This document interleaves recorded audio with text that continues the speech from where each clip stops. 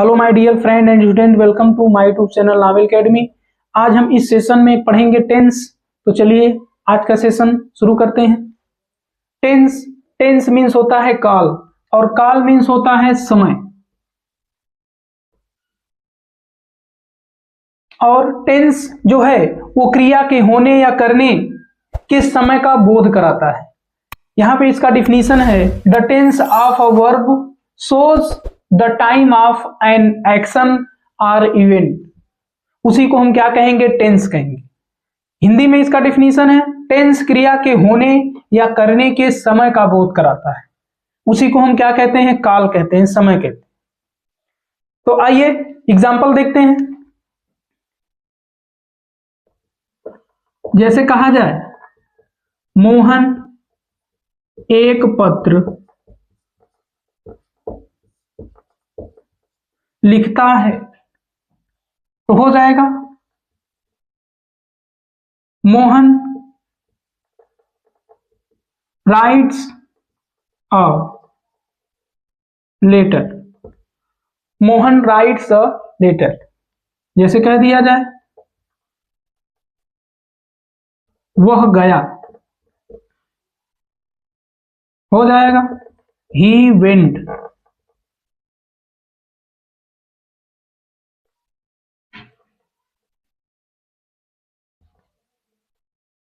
जैसे कह दिया जाए कि मैं बाजार जाऊंगा, हो जाएगा आई शैल गो टू मार्केट। तो इस तरह हमने देखा कि जो यहां पर वर्ब है उससे हमको किसका बोध हो रहा है? समय का बोध हो रहा है कि मैं बाजार जाऊंगा, वह गया, मोहन एक पत्र लिखता है। इस तरह के सेंटेंस से हमको समय का बोध हो रहा है। क्रिया के माध्यम से समय का क्या हो रहा है? बोध हो रहा है। तो आगे हम देखेंगे कि जो टेंस है वो कितने प्रकार का होता। टेंस जो होता है वो 3 प्रकार का होता है, जिसको हम, पहला है प्रेजेंट टेंस, दूसरा है पास्ट टेंस, तीसरा है फ्यूचर टेंस।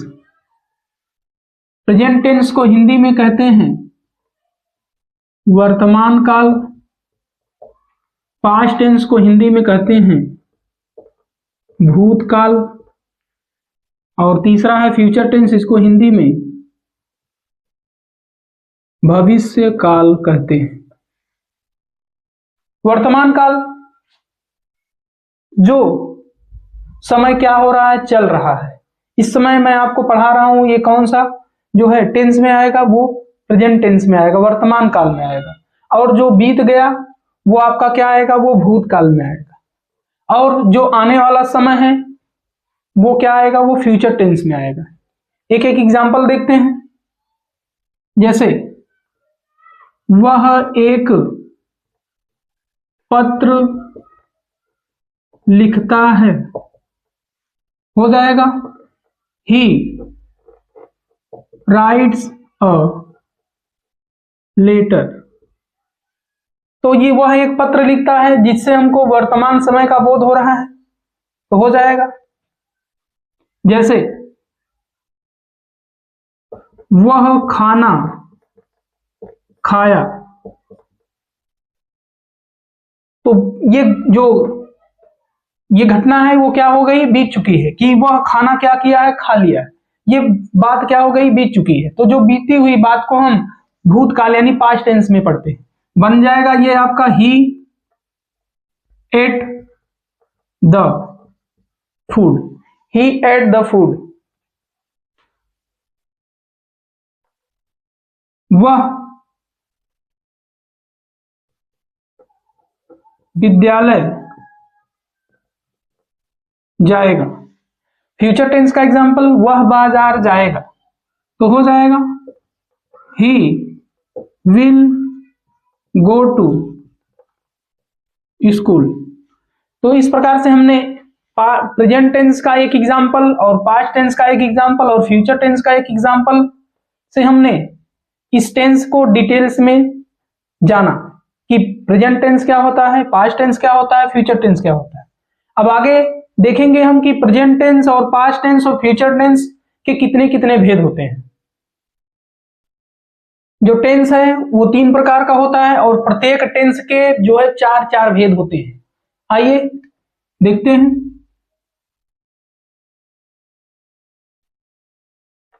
पहला है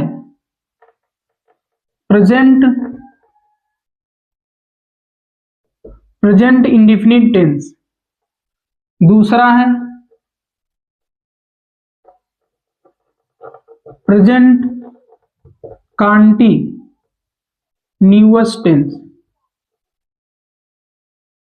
तीसरा है प्रेजेंट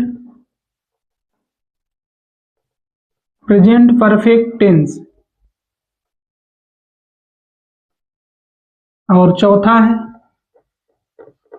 प्रेजेंट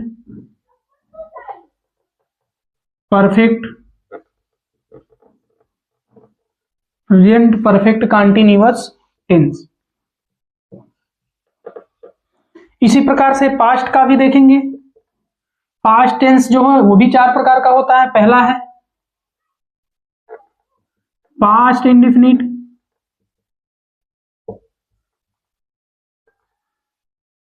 दूसरा है पास्ट कॉन्टिन्यूअस,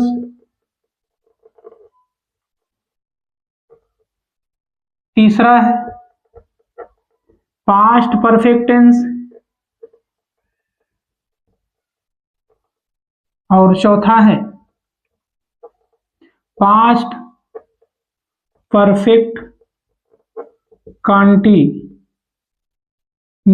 टेंस। तो हमने देखा प्रेजेंट टेंस के भी 4 प्रकार और पास्ट टेंस के भी 4 प्रकार। उसी प्रकार से फ्यूचर टेंस भी 4 प्रकार का होता है। उसमें पहला है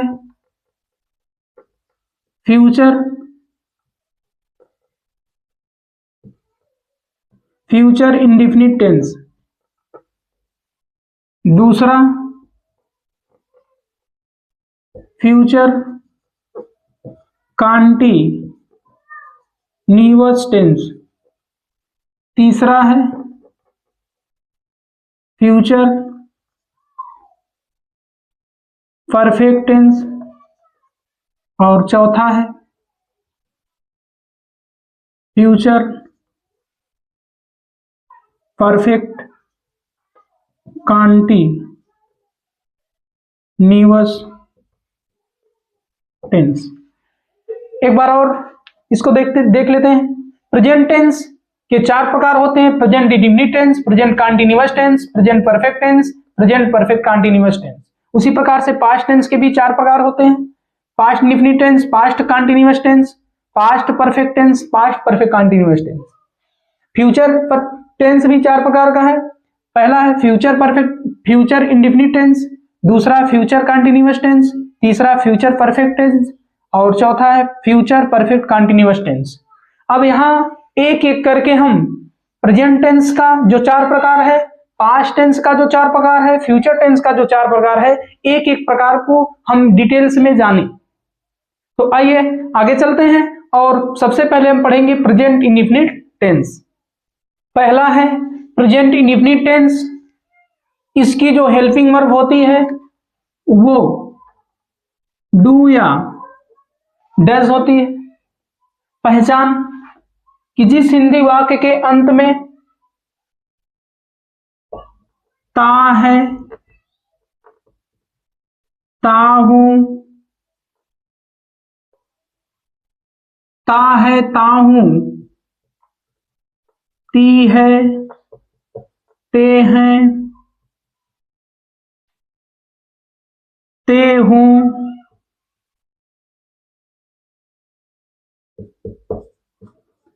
आदि शब्द आते हैं तो उसकी पहचान हम प्रेजेंट इंडेफिनिट टेंस में करते हैं। तो यहाँ पे हमने देखा कि जो इसका हेल्पिंग वर्ब है वो सहायक क्रिया जिसको कहते हैं डू या डज है। अब इसकी पहचान हिंदी वाक्य के अंत में ता है, ती है, ते हो, ती हूं, इस तरह से जिस वाक्य के अंत में आएगा वो उसकी पहचान जो है प्रेजेंट इंडेफिनिट टेंस में हो जाएगी। तो आइए चलते हैं और आगे देखते हैं। सेंटेंस में पहला हम पढ़ेंगे affirmative sentence. Affirmative sentence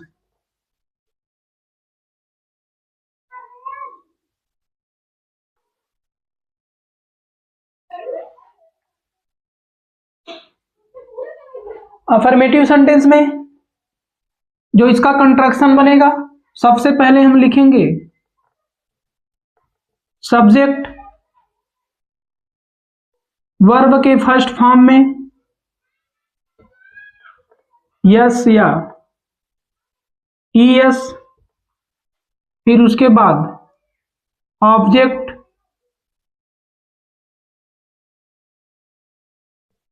object plus full stop.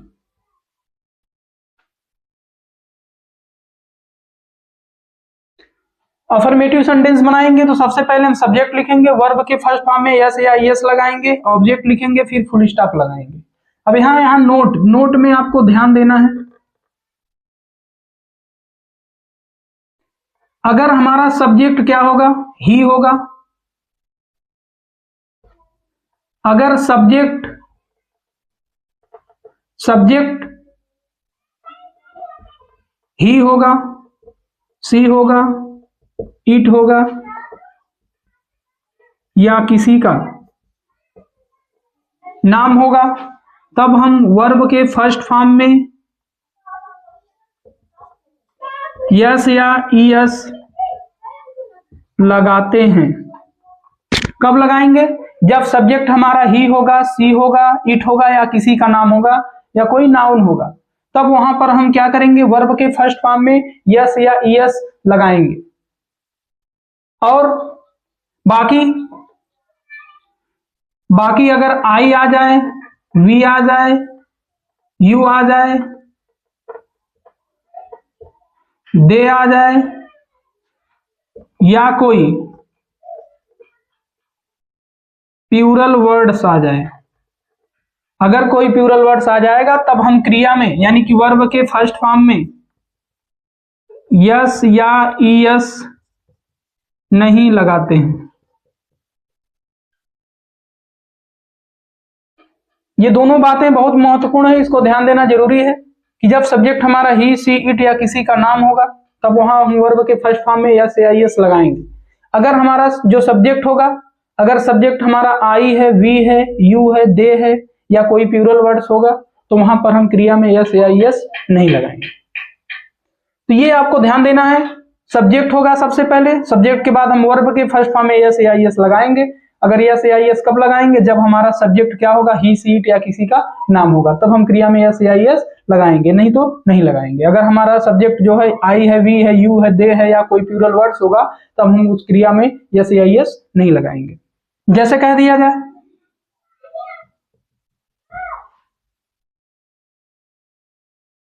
वह जाता है, वह जाता है, यहां जो सब्जेक्ट होगा वो हमारा क्या होगा, ही क्या हो जाएगा, गोज। क्यों गोज लगा? क्योंकि हमारा जो सब्जेक्ट है वो क्या है, ही है। हमने आपको बताया था कि जब ही, सी, इट या किसी का नाम होगा तो वो जो है उसमें वर्ब के फर्स्ट फॉर्म में यस या ईएस लगाएंगे। आगे दूसरा एग्जांपल देखते हैं। मैं अपना पाठ याद करता हूं।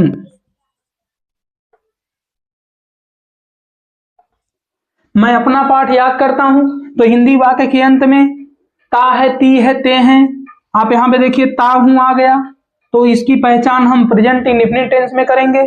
और ये आपका कौन सा सेंटेंस है, वो अफर्मेटिव सेंटेंस।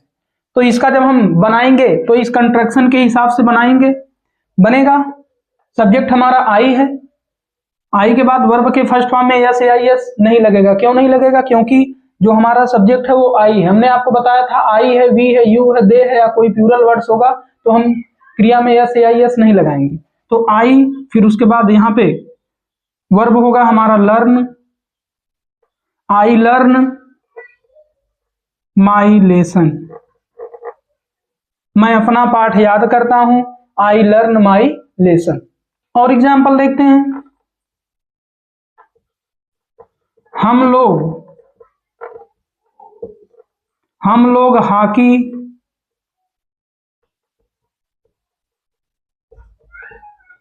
हॉकी खेलते हैं।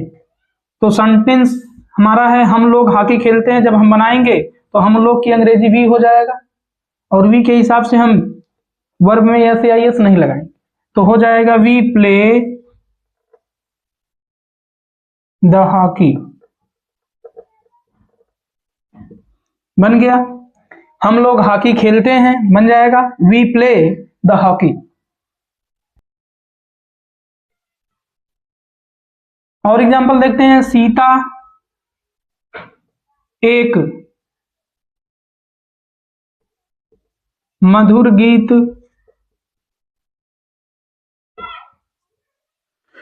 गाती है। सीता एक मधुर गीत गाती है, तो सबसे पहले हम सब्जेक्ट लिखेंगे Sita.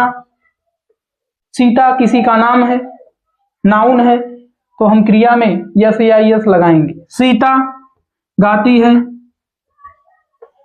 Sita sings a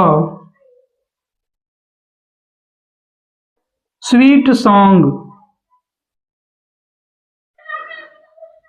full stop लगा देंगे, बन गया हमारा Sita sings a sweet song. Sita एक मधुर गीत गाती है। और एग्जाम्पल देखते हैं, राकेश मैदान में एक पतंग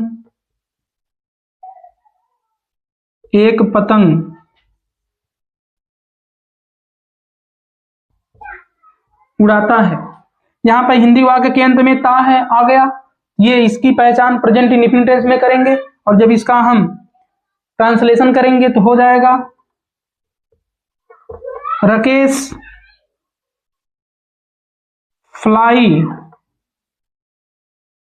फ्लाई का जो हम उसमें क्योंकि किसी का नाम है, जब हम यहाँ पे उसका वर्ब में एस या एस लगाएंगे तो जो आई है उसको आई में बदल करके ई एस लगाएंगे। तो राकेश फ्लाइज अ काइट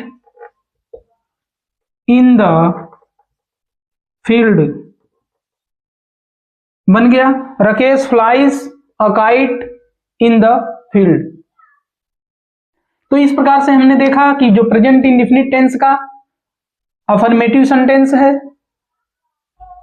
उसमें सबसे पहले हम सब्जेक्ट लिखेंगे, सब्जेक्ट के बाद वर्ब के फर्स्ट फॉर्म में यस या यस लगाएंगे। यस या यस लगाएंगे कब, जब हमारा सब्जेक्ट ही सी इट या किसी का नाम होगा, तब हम क्रिया में यस या यस लगाएंगे। अगर आई वी यू देगा या कोई प्लूरल वर्ड होगा तो वहां पर हम यस या यस नहीं लगाएंगे। तो इस प्रकार से हमने 4-5 एग्जाम्पल के माध्यम से अफर्मेटिव सेंटेंस को जाना।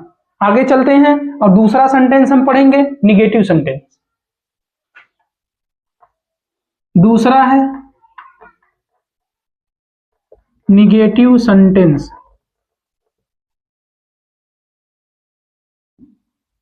जिसको हम नकारात्मक वाक्य कहते हैं। जिस वाक्य में किसी कार्य का ना होना पाया जाए उसी को हम क्या कहते हैं, निगेटिव सेंटेंस, नकारात्मक वाक्य कहते हैं। आइए इसके बारे में देखते हैं। जो इसका कंस्ट्रक्शन होगा, सबसे पहले हम इसमें सब्जेक्ट लिखेंगे, उसके बाद डू या डज लिखेंगे, उसके बाद फिर नॉट लिखेंगे, फिर वर्ब का फर्स्ट फॉर्म लिखेंगे, और फिर ऑब्जेक्ट लिखेंगे, और फिर फुल स्टॉप लगा देंगे। इस तरह से बन गया सब्जेक्ट प्लस डू या does plus not plus verb का first form plus object plus full stop. इस कंस्ट्रक्शन से हम निगेटिव सेंटेंस को आसानी से बना सकते हैं। डू का प्रयोग कब करेंगे और डज का प्रयोग कब करेंगे, तो जब हमारा सब्जेक्ट आई होगा, वी होगा, यू होगा, दे होगा, या कोई प्यूरल वर्ड होगा तब वहां पर हम क्या लगाएंगे, डू लगाएंगे। अगर हमारा सब्जेक्ट ही होगा, सी होगा, इट होगा या किसी का नाम होगा तब वहां पर हम डज लगाएंगे। एग्जाम्पल देखते हैं। जैसे कह दिया जाए कि राधा खाना नहीं पकाती है, यहां पे ती है आ गया तो प्रेजेंट इंडेफिनिट टेंस होगा, और यहां नहीं आ गया तो निगेटिव सेंटेंस हो गया। तो हो जाएगा, जब इसका हम बनाएंगे सेंटेंस तो हो जाएगा राधा, अब यहाँ पे राधा किसी का नाम है तो क्या लिखेंगे, डज। राधा डज नॉट, अब वर्ब है, वर्ब पकाना है, Radha does not cook the food, और फुल स्टॉप लगा देंगे, बन गया Radha does not cook the food. और एग्जांपल देखते हैं। बच्चे मैदान में क्रिकेट नहीं खेलते हैं। बच्चे मैदान में क्रिकेट नहीं खेलते हैं, यहां ते हैं आ गया और नहीं आ गया तो निगेटिव सेंटेंस हो गया और प्रेजेंट इंडेफिनिट टेंस में है, तो इसको बनाएंगे तो हो जाएगा चिल्ड्रेन। अब यहां प्लूरल वर्ड हो गया तो यहां पे डू लिखेंगे, चिल्ड्रेन डू नॉट, खेलना का प्ले हो जाएगा, children do not play cricket in the field हो जाएगा, children do not play cricket in the field. और एग्जांपल देखते हैं। तुम स्कूल नहीं जाते हो, यहां ते हो आ गया तो प्रेजेंट इंडेफिनिट टेंस है और नहीं आ गया तो निगेटिव सेंटेंस बनाएंगे, हो जाएगा यू के हिसाब से हम डू लिखेंगे, you do not go to school, बन गया you do not go to school. हम अपनी किताब नहीं पढ़ते हैं, हम अपनी किताब नहीं पढ़ते हैं तो हो जाएगा वी के हिसाब से हाँ डू लगेगा, वी डू नॉट रीड। अब यहां अपनी की क्या हो जाएगा, वी के हिसाब से अपना का होगा वी एस आवर और बुक, फुल स्टॉप लगा देंगे, हो जाएगा we do not read our book. तो यहाँ 4-5 एग्जाम्पल के माध्यम से हम निगेटिव सेंटेंस को डिटेल्स में देखा, और एक बार फिर रिवीजन कर देते हैं। तो जो निगेटिव सेंटेंस है सबसे पहले उसमें सब्जेक्ट लिखेंगे, डू या डज लिखेंगे, उसके बाद नॉट लिखेंगे, फिर वर्ब का फर्स्ट फॉर्म, फिर ऑब्जेक्ट और फिर फुल स्टॉप। और उसमें डू कब लगाएंगे, जब हमारा सब्जेक्ट आई होगा, वी होगा, यू होगा, दे होगा या कोई प्लूरल वर्ड होगा तब वहां पर हम डू लगाएंगे। डज कब लगाएंगे, जब हमारा सब्जेक्ट ही होगा, सी होगा, इट होगा या किसी का नाम होगा तो वहां पर हम डज लगाएंगे। और यहाँ 4-5 एग्जाम्पल हमने आपको देख करके बताया कि जो है निगेटिव सेंटेंस कैसे बनता। आगे चलते हैं और हम आगे पढ़ेंगे जो है इंट्रोगेटिव सेंटेंस। तीसरा है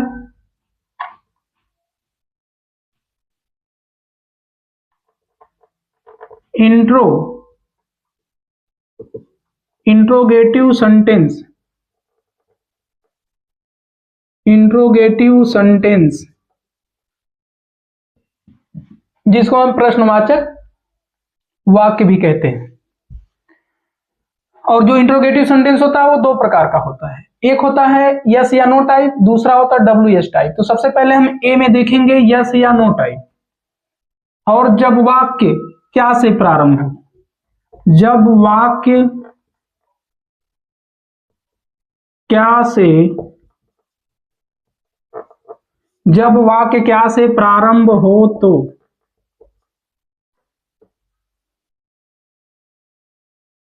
तो सबसे पहले हम यहां क्या शब्द की अंग्रेजी हम वाट नहीं लिखेंगे, बल्कि हेल्पिंग वर्ब में डू या डज है उसको लिखेंगे। तो सबसे पहले हम लिखेंगे, जब कंट्रक्शन बनेगा डू या डज, और उसके बाद फिर हम सब्जेक्ट लिखेंगे, और उसके बाद फिर वर्ब का फर्स्ट फॉर्म, फिर उसके बाद फिर ऑब्जेक्ट लिखेंगे, और फिर उसके बाद मार्क ऑफ इंट्रोगेशन लगे। तो इस प्रकार से हमारा कंस्ट्रक्शन बन गया। सबसे पहले हम डू या डज लिखेंगे, फिर सब्जेक्ट लिखेंगे, फिर वर्ब का फर्स्ट फॉर्म लिखेंगे, फिर ऑब्जेक्ट लिखेंगे, और फिर मार्क ऑफ इंट्रोगेशन लगा देंगे।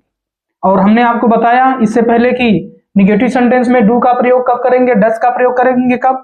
तो डू का प्रयोग जब हमारा सब्जेक्ट क्या होगा, आई होगा, वी होगा, यू होगा, दे होगा, या कोई प्लूरल वर्ड होगा, तो वहां पर डू का यूज करेंगे।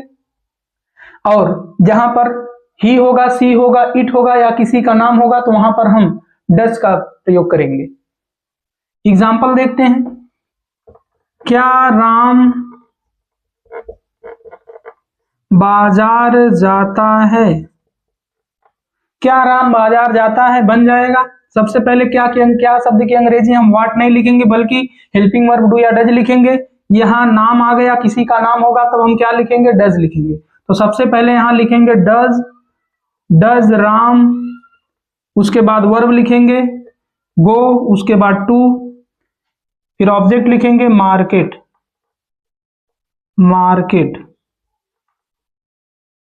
मार्क ऑफ इंट्रोगेशन लगा देंगे, बन गया does Ram go to market. और एग्जांपल देखते हैं, जैसे कह दिया जाए कि क्या रमेश अपना पाठ याद करता है? क्या रमेश अपना पाठ याद करता है? तो सबसे पहले हम क्या शब्द की अंग्रेजी रमेश के हिसाब से डज लिखेंगे, डज, फिर रमेश लिखेंगे सब्जेक्ट, उसके बाद वर्ब के फर्स्ट फॉर्म लिखेंगे। तो लर्न माने याद करना, हो जाएगा डज रमेश लर्न, फिर माई लेसन, और मार्क ऑफ इंट्रोगेशन लगा देंगे does Ramesh learn my lesson.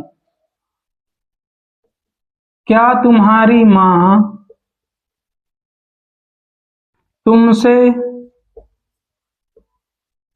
प्रेम करती हैं? यहां टी है आ गया, तो प्रेजेंट इंडेफिनिट टेंस, और क्या से शुरू हो गया, तो ये आपका इंट्रोगेटिव सेंटेंस हो गया। तो सबसे पहले तुम्हारी मां के हिसाब से यहां पे डज लिखेंगे, does your mother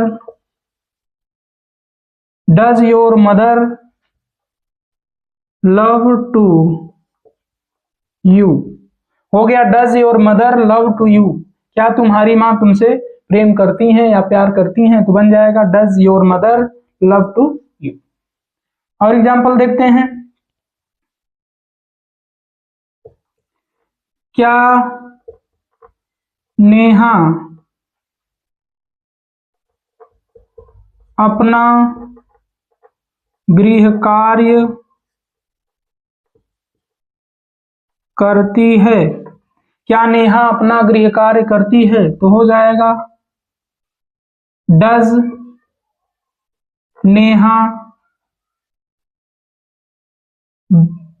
Neha do her homework, mark of interrogation बन गया does Neha do her home work.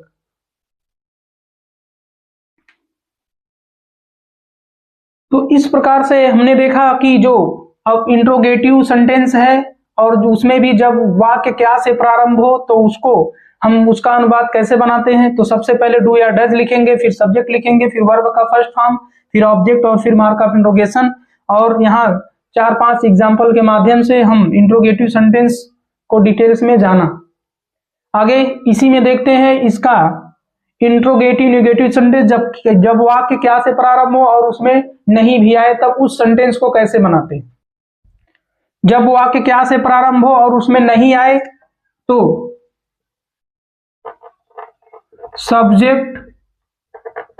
Subject और वर्ब के बीच नॉट का प्रयोग करते हैं। बस इतना ध्यान देना है कि जब वाक्य क्या से प्रारंभ हो और उसमें नहीं भी आए तो सब्जेक्ट और वर्ब के बीच में हम क्या लगा देंगे, नॉट लगा देंगे और हमारा सेंटेंस क्या हो जाएगा, बन जाएगा। एग्जाम्पल देखते हैं, जैसे कह दिया जाए कि क्या सोहन घर पर नहीं पढ़ता है। क्या सोहन घर पर नहीं पढ़ता है, तो बन जाएगा does Sohan not read at the home. Mark of interrogation लगा देंगे। तो यहां देखिए जो सब्जेक्ट हमारा सोहन है और वर्ब क्या है, रीड है, इन दोनों के बीच में हम क्या लगा दिए हैं, नॉट। तो यहाँ पे नोट में यहाँ पे हमने बता दिया कि सब्जेक्ट और वर्ब के बीच में हम क्या लगाएंगे, नॉट लगा देंगे। तो जो है वो आपका इंट्रोगेटिव निगेटिव बन जाएगा। तो हो गया does Sohan not read at the home. क्या सोहन घर पर नहीं पढ़ता है। एक और एग्जांपल देखते हैं,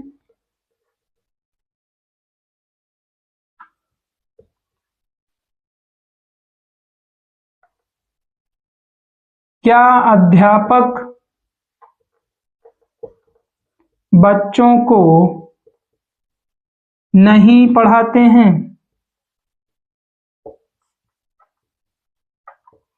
क्या अध्यापक बच्चों को नहीं पढ़ाते हैं, तो हो जाएगा does the teacher not teach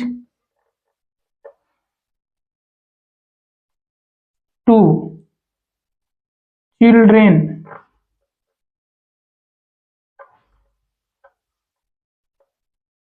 mark of interrogation हो जाएगा does the teacher not teach to children.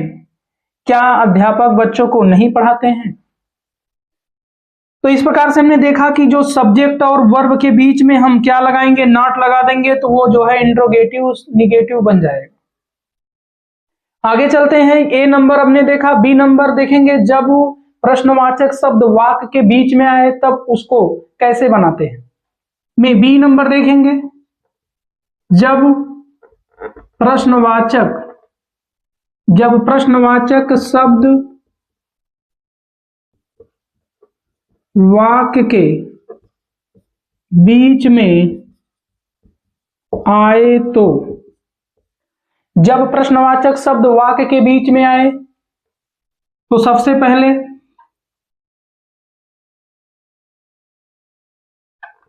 WH word, यानी WH वर्ड का मतलब हो गया कि प्रश्नवाचक शब्द, उसी को हम WH वर्ड भी कहते हैं। तो सबसे पहले WH वर्ड लिखेंगे, उसके बाद डू या डज लिखेंगे, फिर उसके बाद फिर सब्जेक्ट लिखेंगे, सब्जेक्ट के बाद फिर हम वर्ब के फर्स्ट फॉर्म लिखेंगे, उसके बाद फिर ऑब्जेक्ट लिखेंगे, उसके बाद फिर मार्क ऑफ इंट्रोगेशन लिखेंगे।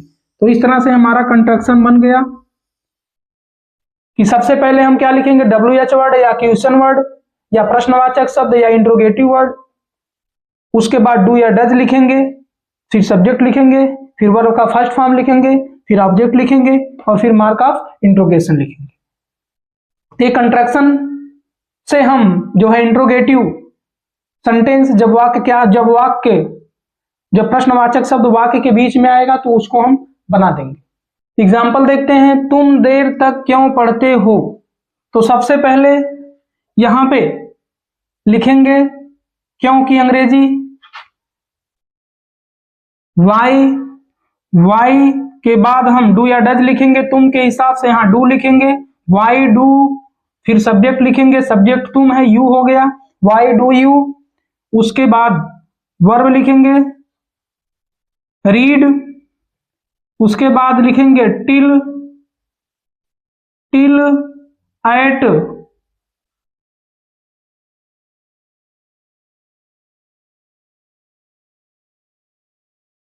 Till eight night, mark of interrogation लगा देंगे, हो जाएगा why do you read till eight night.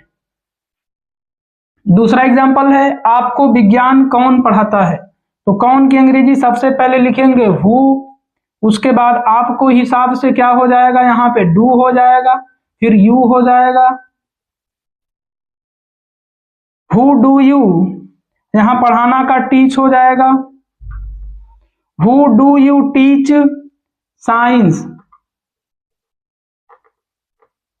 Mark of interrogation हो जाएगा who do you teach science. तुम रात को कब सोते हो, इसको बनाते हैं, तो कब की अंग्रेजी सबसे पहले लिखेंगे व्हेन, व्हेन के हिसाब तो है तुम के हिसाब से यहां पे डू लिखेंगे, when do you sleep at night, mark of interrogation. तो सबसे पहले हम लिखेंगे यहाँ पे इंट्रोगेटिव वर्ड, उसके बाद डू या डज में से जो है सब्जेक्ट के अनुसार लिखेंगे, फिर जो है सब्जेक्ट लिखेंगे, फिर वर्ब का फर्स्ट फॉर्म लिखेंगे, फिर ऑब्जेक्ट लिखेंगे, ऑब्जेक्ट होगा तो उसके बाद जो है मार्क ऑफ इंट्रोगेशन लगा देंगे और सेंटेंस हमारा बन जाएगा। आप कहाँ रहते हो, वे कब उठते हैं, आप कहाँ रहते हो तो कहाँ की अंग्रेजी हो जाएगा where do you live, mark of interrogation बन गया वेयर डू यू लिव, और वे कब उठते हैं तो हो जाएगा when do they rise, mark of interrogation हो जाएगा व्हेन डू दे राइज।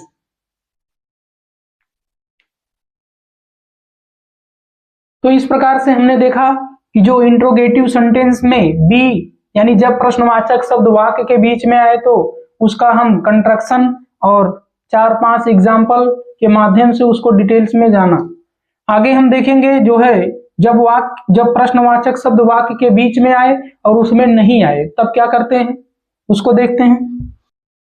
जब प्रश्नवाचक शब्द वाक्य के बीच में आए और उसमें नहीं आए तो उसका हम कंस्ट्रक्शन क्या करते हैं, तो उसमें सब्जेक्ट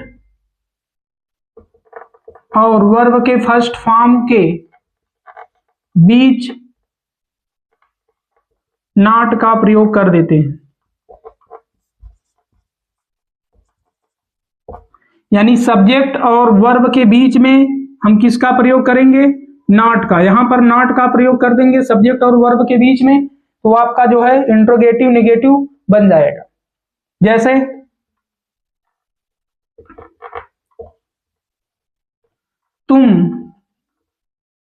तुम बाजार क्यों नहीं जाते हो, तुम बाजार क्यों नहीं जाते हो, तो हो जाएगा सबसे पहले यहां क्यों की अंग्रेजी वाई लिखेंगे, why do you not go to market, mark of interrogation हो जाएगा why do you not go to market. तो यहां पर देखिए जो यहां सब्जेक्ट है यू है और यहां गो वर्ब है, इन दोनों के बीच में हम क्या लगाए हैं, नॉट लगाए। तो इतना ध्यान दे देना है कि सब्जेक्ट और वर्ब के बीच में क्या लगा देंगे, नॉट का प्रयोग कर देंगे। एक और एग्जांपल देखते हैं, सूर्य पश्चिम में क्यों नहीं निकलता है, सूर्य पश्चिम में क्यों नहीं निकलता है, बन जाएगा why does the sun not rise in the west, mark of interrogation. तो हो जाएगा why does the sun not rise in the west। यहां पर देखिए जो सन है यहाँ पे वो हमारा सब्जेक्ट है और यहाँ पे राइज क्या है, वर्ब है। इन दोनों के बीच में हम क्या लगा दिए हैं, नॉट। तो इतना ध्यान देना है कि जब सब्जेक्ट और वर्ब के बीच में आपको नॉट का प्रयोग करना है। इस प्रकार हमने प्रेजेंट इंडेफिनिट टेंस का affirmative, negative, interrogative, interrogative negative, कुल 6 प्रकार के सेंटेंस को देखा और उनके कंस्ट्रक्शन के बारे में भी जाना। तो आइए यहां पर हम जो सारे कंस्ट्रक्शन जो प्रेजेंट इंडेफिनिट टेंस के बनते हैं एक बार उसको हम फिर से रिवाइज कर लेते हैं। जो अफर्मेटिव का बनेगा उसमें क्या बनेगा, सबसे पहले सब्जेक्ट लिखेंगे, उसके बाद वर्ब के फर्स्ट फॉर्म में यस या ईएस लगाएंगे, फिर ऑब्जेक्ट लिखेंगे और फिर फुल स्टॉप लगा देंगे। एक ये हो गया पहला। दूसरा हमने पढ़ा था निगेटिव वाला। तो सबसे पहले हम सब्जेक्ट लिखेंगे, उसके बाद यहाँ डू या डज प्लस उसके बाद यहाँ पे नॉट और फिर वर्ब का फर्स्ट फॉर्म, फिर ऑब्जेक्ट, फिर फुल स्टॉप। ये हमने दूसरा पढ़ा था। और तीसरा बनेगा इंट्रोगेटिव। तो सबसे पहले उसमें जब क्या से प्रारंभ होगा तो सबसे पहले डू या does plus subject plus verb का first form plus object plus mark of interrogation, एक ये बन गया। और जब क्या से प्रारंभ होगा और उसमें नहीं आए तब उसका क्या बनेगा, डू या does plus subject plus not plus verb का first form plus object plus mark of interrogation, ये आपका बन जाएगा। ये आपका चौथा हो गया। और पांचवा, तो सबसे पहले WH वर्ड, जब प्रश्नवाचक शब्द वाक्य के बीच में आए तो WH वर्ड सबसे पहले, उसके बाद डू या डज प्लस उसके बाद सब्जेक्ट प्लस वर्ब का first form plus object plus mark of interrogation, ये आपका पांचवा बन गया। और जब प्रश्नवाचक शब्द वाक्य के बीच में आए और उसमें नहीं आए तब तो उसका कैसे बनाते हैं, वो छठवां हो गया। उसको बनाएंगे WH वर्ड और प्लस यहां लिखेंगे डू या does plus subject plus not plus verb का first form plus object plus mark of interrogation. तो इस तरह से यहां पे देखिए हमने 6 कंस्ट्रक्शन जो है यह प्रेजेंट इंडेफिनिट टेंस में 6 कंस्ट्रक्शन बनते हैं और हर टेंस में यही 6 कंस्ट्रक्शन बनेगा। बस उसका खाली चेंज हो जाएगा हेल्पिंग वर्ब और उसका वर्ब का फॉर्म। तो टेंस में किसी में वर्ब का फर्स्ट फॉर्म, किसी में वर्ब का सेकेंड फॉर्म, किसी में वर्ब का आईएनजी फॉर्म, किसी में वर्ब का थर्ड फॉर्म लगता है। तो बस वही चेंज होगा, कंस्ट्रक्शन लगभग सेम ही रहेगा। तो इतना हम डिटेल्स में इसको यहाँ पे एक बार में फिर से समझ लिया। यहाँ एग्जाम्पल है, एक ही एग्जाम्पल का 6 सेंटेंस कैसे बनेगा। यहां पर जैसे कह दिया जाए कि वह जाता है, पहला हो गया। फिर हो जाएगा वह नहीं जाता है। फिर तीसरा बनेगा क्या वह जाता है। फिर बन जाएगा क्या वह नहीं जाता है। पांचवा बन जाएगा वह कहां जाता है। फिर छठवां बन जाएगा वह कहां नहीं जाता है। जितना हमने टेंस पढ़ा उसका एकदम निचोड़ ये है कि यही 6 सेंटेंस आपको अगर बनाने आ गया तो समझ लीजिए प्रेजेंट इंडेफिनिट टेंस को जो कंट्रैक्शन होगा वह भी आपको समझ में अच्छे से आ गया हो। तो वह जाता है तो बन जाएगा ही गोज, फुल स्टॉप। वह नहीं जाता है तो बन जाएगा ही डज नॉट गो। इसमें ऑब्जेक्ट है ही नहीं, क्या वह जाता है, हो जाएगा does he go, mark of interrogation. क्या वह नहीं जाता है, हो जाएगा does he not go, mark of interrogation. वह कहां जाता है तो हो जाएगा where does he go, mark of interrogation. वह कहां नहीं जाता है, हो जाएगा where does he not go. तो प्रेजेंट इंडेफिनिट का जो 6 सेंटेंस जो बनता है वो इस प्रकार से है। अगर एक सेंटेंस को ऐसे लिख करके हम बनाएं कि वह जाता है, वह नहीं जाता है, क्या वह जाता है, क्या वह नहीं जाता है, वह कहां जाता है, वह कहां नहीं जाता है। इस तरह से आप भी ऐसे एक सेंटेंस लिख करके उसके 6 सेंटेंस बना करके उसका आप प्रैक्टिस कर सकते हैं, जिससे आपका प्रेजेंट इंडेफिनिट टेंस जो है और अच्छे से क्लियर हो जाएगा। तो इस प्रकार से हमने प्रेजेंट इंडेफिनिट टेंस जो है इस सेशन में पूरे डिटेल से जाना।